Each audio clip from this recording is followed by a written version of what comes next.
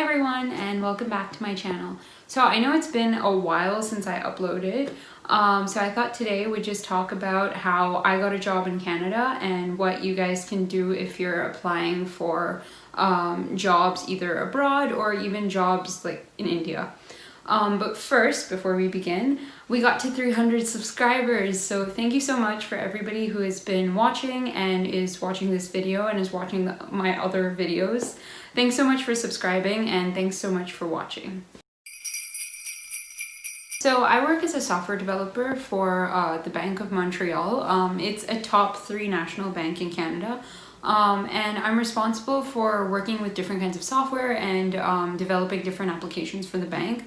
I can't really go in depth because it may or may not be a breach of contract. I don't know. And sometimes I do code reviews with other software developers for their interns who come in for internships at BMO. So that's basically like a preface of what I do. So a couple of people asked me if I had sat for my placement interviews at Bits. In my final year of college, my family was pretty set on moving back to Canada, so I didn't really sit for my placement interviews, but I did sit for the initial placement process. And in the initial placement process, basically there were people from the placement division who hosted some seminars, and they talked about how what the average stats were for the previous year's batch and which companies were coming to interview us.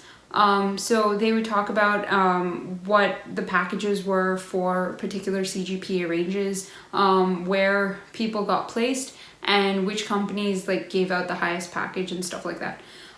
So basically placements at Bits happens in like a cyclical fashion. So people who are gone, people who are gone for practice school in like the first semester, they're going to be off campus. So the people who are on campus, they sit for the first round of interviews with all of the companies that come in during that semester, and then the next semester they switch basically. So the same companies don't really come for the semester 1 and semester 2.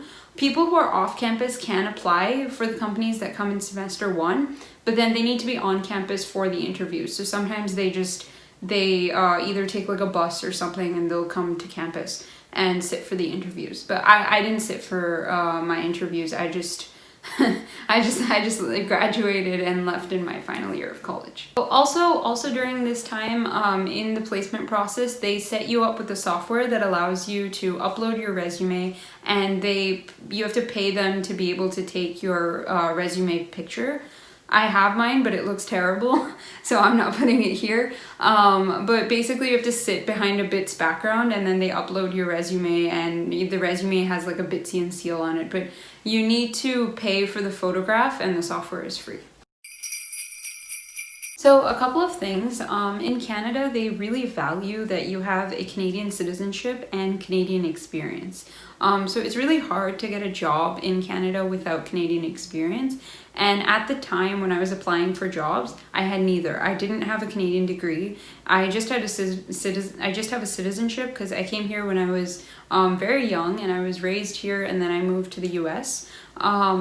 So I didn't have either of those things, and it took me about 3 months to get a job basically. So during those 3 months I would apply for jobs and then wait for something to hear back. Mostly I'd get rejections like almost every day. I'd hear something, and sometimes I'd go for interviews, get rejected.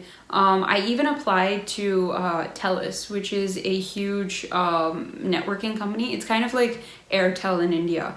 And I had to I'd applied for their new grad program, which basically was this program where they let you do different tasks, but in different cities all across Canada. So I applied to that, and I got through like 4 rounds, and in my final round it was just me and one more candidate, and I messed up one question and I got rejected. And that was really hard because I was really anxious, and I really wanted to get it, and it was 6 rounds of interviewing and I didn't get it. I also applied to Bell Labs, and I had gotten rejected after like 3rd round of interviewing. It was the same thing. So mostly when you are applying for jobs, especially as a new graduate, you have structural jobs, which are like software developer or technical analyst or whatever it is, which allow you to be in one city for a very long time. Another thing which I learned is that the new grad programs that most companies pick up are programs that are there for 6 months. So basically, every 6 months, they put you in a different city across Canada, and you're doing a different job. So one time you'll be a software developer for 6 months, and then in another city, like you could be put in Calgary, and you'll be in customer service for 6 months. So it's kind of good that I did get rejected, because I didn't want to be in customer service for 6 months, honestly. And I think one thing that new graduates should focus on is that you should first, if you're trying to apply for foreign places for a job, mostly you should try to get some foreign internship first, and then move on to like the job route, or connect with recruiters via LinkedIn. Like that's what I did to get the Bank of Montreal job. I actually looked on LinkedIn, was able to connect with a recruiter, and then get past the interview process. Or they should try to improve the skills that they already have, try to tailor their resumes to particular jobs, and apply for those jobs. It is a really long and drawn out process. Like, it's not something that happens in like one day. You just pick up and they decide to pick up your resume. Like, I think you should just keep applying, and I think that will really help.